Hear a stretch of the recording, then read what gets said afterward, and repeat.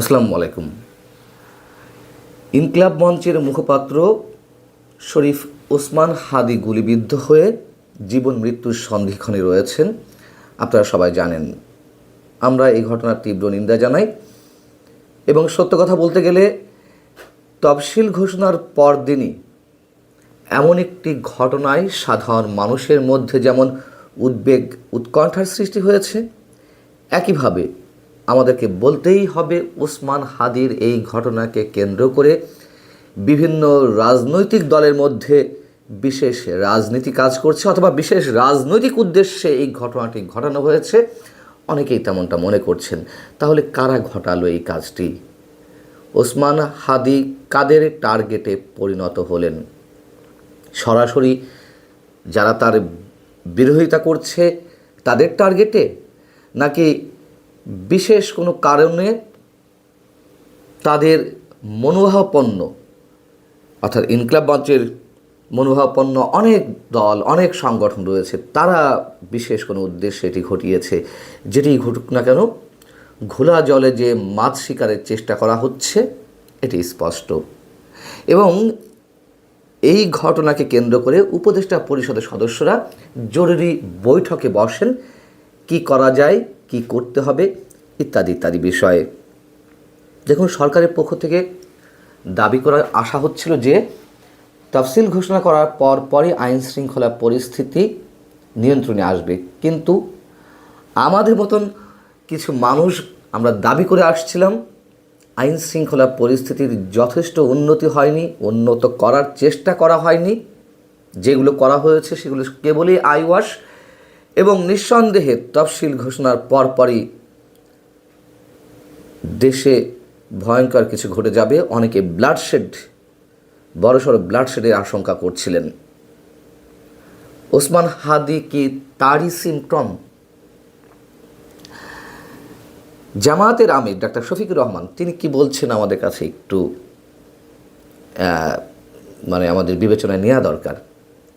তিনি বলছেন, কেউ যদি আবার বাংলাদেশে নতুন করে ফ্যাসিজম বা সন্ত্রাসের রাজত্ব কায়েম করতে চান তাহলে খুব দেরি হবে না, যথাযথ জবাব পেয়ে যাবেন।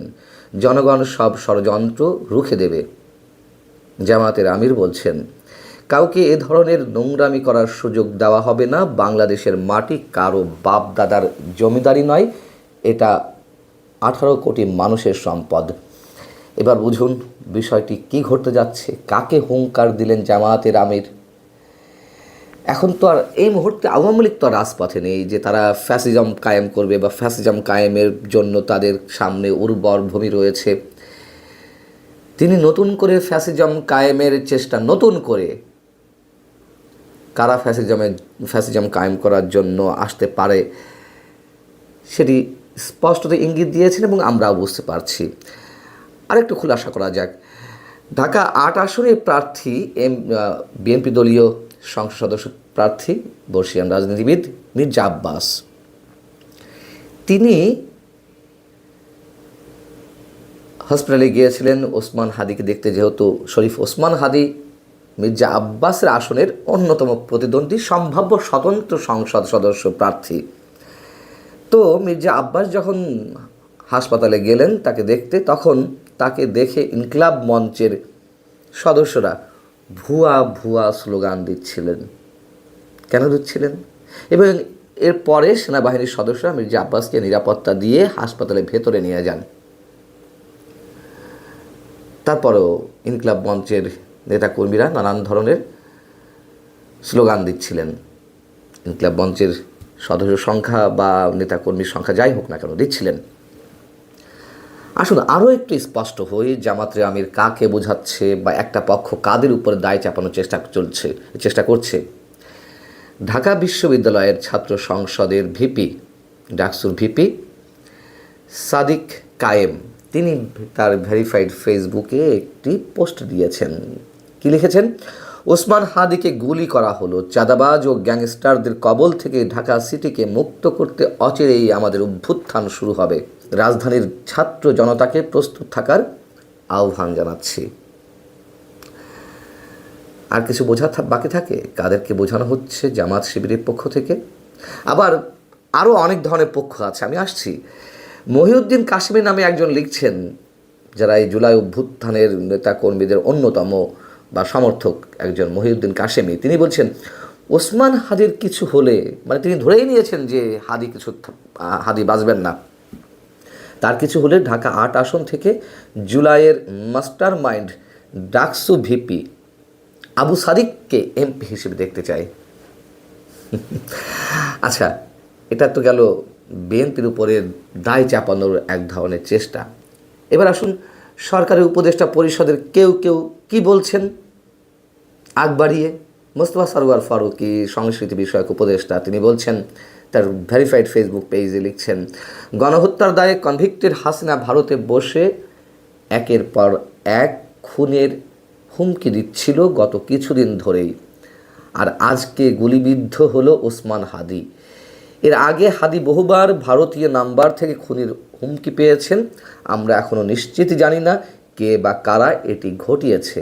যারাই ঘটাক, এটার মূল্য তাদেরকে দিতে হবে। ওসমান হাদি নিজেও জানিয়েছিলেন যে তাকে নানান ধরনের, তার নাম্বারে অনেক ধরনের ফোন আসছে, হুমকি আসছে, ভারতীয় কিছু নাম্বার রয়েছে, ভারতীয় নাম্বার ভারত থেকেও আসতে পারে, আবার ভারতের নাম্বার বা অন্যান্য দেশের নাম্বারও তো বাংলাদেশে বসে এখন ইউজ করা যায়, তাই না? আর ধরে নিলাম সত্যি সত্যি এই সব জায়গা থেকে হুমকি এসেছে। মোস্তফা সরওয়ার ফারুকী উপদেষ্টা পরিষদ সদস্য হয়ে কীভাবে আগ বাড়িয়ে তিনি এ ধরনের মন্তব্য করেন? তিনি কোনো পলিটিক্যাল দলের নেতৃত্ব দেন, পদবি টিকিয়ে রাখার জন্য তারা সব ধরনের আচরণ করতে পারেন, আবারও তার প্রমাণ দিলেন। মানে সরাসরি একটা অন্তর্বর্তী সরকারের উপদেষ্টা পরিষদের সদস্য পদে থেকে এই ধরনের মন্তব্য তিনি করছেন।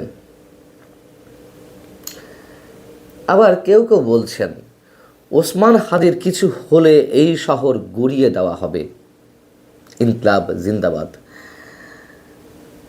কারো কারো আইডি থেকে আবার এ ধরনের পোস্টও আসছে। ওসমান হাদিকে দিয়ে ম্যাটিকুলাস ডিজাইন ২ শুরু করেছে ইউনুস গং। যেমন আবু সাইদ আওয়ামী লীগের ম্যাটিকুলাস ডিজাইন ১, এবং বিএনপি যত দেরিতে বুঝবে তারা তত বেশি ক্ষতিগ্রস্ত হবে। চৌধুরী রায়হান ফরিদ, তিনি তার ফেসবুক স্ট্যাটাসে লিখছেন, শুনলাম চরম অসভ্য নোংরা বেয়াদবটা গলিবিদ্ধ, ম্যাটিকুলাস ডিজাইনারদের ডিজাইন এখনও কিন্তু শেষ হয়নি।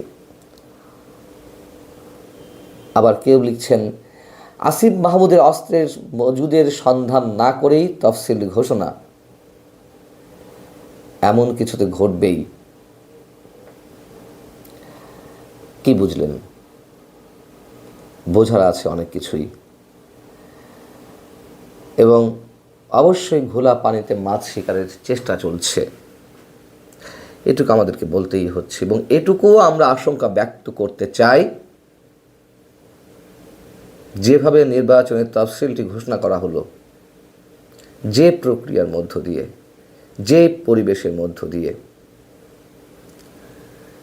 সেটা নিঃসন্দেহে গভীর একটা ষড়যন্ত্রের মধ্যে রয়েছে, এটুকু আমরা মনে করি।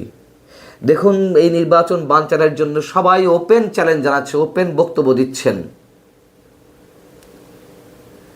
জামায়াতের আমির তো বলে রেখেছেন যে একই দিনে গণভোট এবং জাতীয় সংসদ নির্বাচন হলে তা নির্বাচনের জেনোসাইডে পরিণত হবে,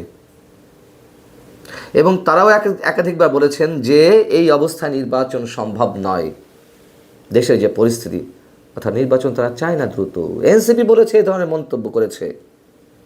আওয়ামী লীগের পক্ষ থেকে বলে রাখা হয়েছে নির্বাচন প্রতিহত করা হবে। খেলছেটা আসলে কে? সব কিছু স্পষ্ট হয়ে যাবে। ভালো থাকুন। আল্লাহ হাফেজ।